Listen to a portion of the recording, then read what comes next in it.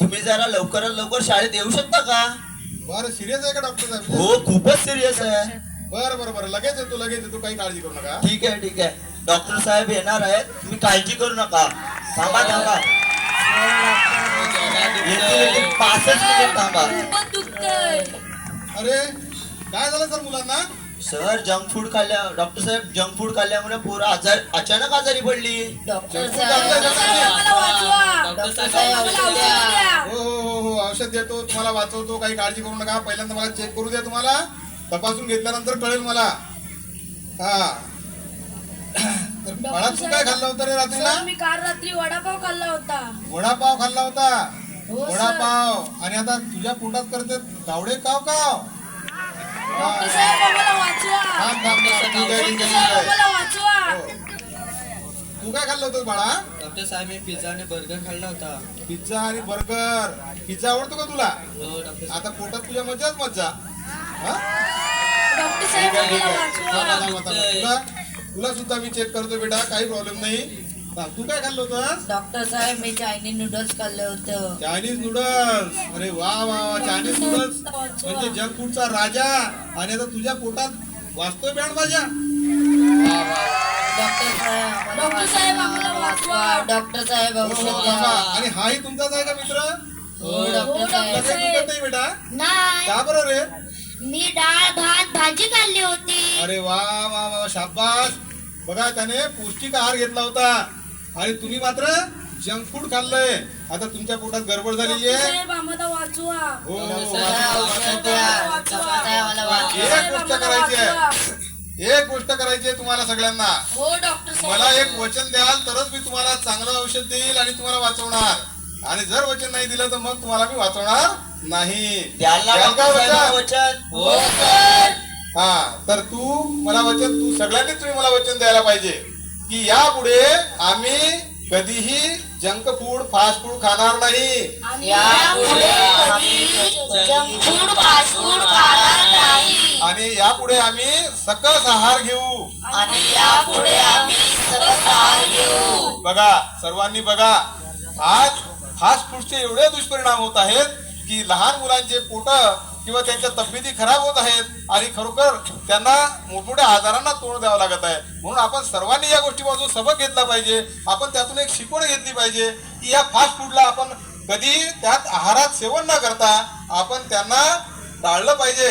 तर आता तुम्ही मला म्हणजे माझ्याकडून तुम्ही आश्वासन घेतलं, मी तुमच्याकडून आश्वासन घेतलं. आता तुम्ही कसं आश्वासन देणार तर ते एका गीतामधून सादर करून दाखवा. रोज खाऊ अंडेवर भाताचे पंडे. रोज खाऊ अंडेवर भाताचे पंडे. ताकद त्यातच हाय. घरी ताकद त्यातच हाय. बोला चायनीजच्या पाण्याला नाही नाही नाही. बोला बर्गरनी पिझ्झाला नाही नाही नाही. बोला चायनीजच्या पाण्याला नाही नाही नाही. बोला बर्गरनी पिझ्झाला नाही नाही नाही. डाळी कडधान्यात जीवनसत्वे असते, शरीराच्या गरजा पूर्ण ते करते. डाळी कडधान्यात जीवनसत्वे असते, शरीराच्या गरजा पूर्ण ते करते. बाहेरचे खाणार तर पोट बिघडणार, त्रास होऊन आजारी पडणार. बाहेरचे खाणार तर पोट बिघडणार, त्रास होऊन आजारी पडणार.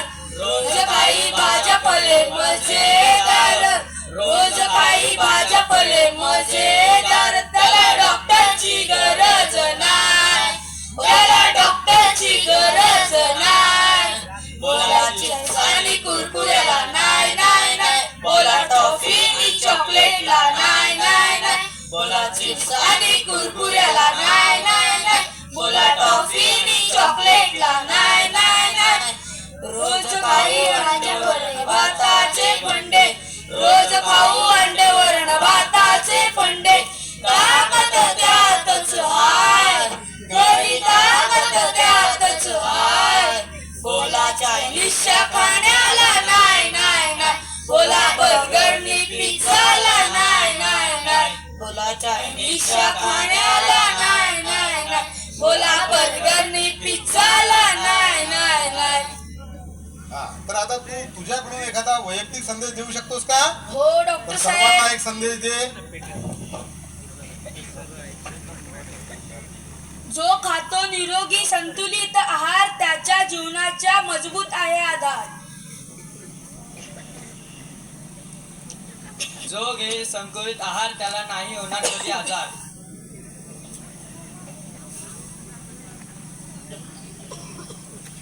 पोषक आहार घेऊया, सुदृढ बालक बनूया. घरगुती अन्न निरोगी ठेवते, बाहेरचे जेवण दवाखान्यात नेते. फळे भाज्या व धान्याचे प्रमाण वाढवा, फास्ट फूड टाळा आणि शरीर निरोगी बनवा. धन्यवाद.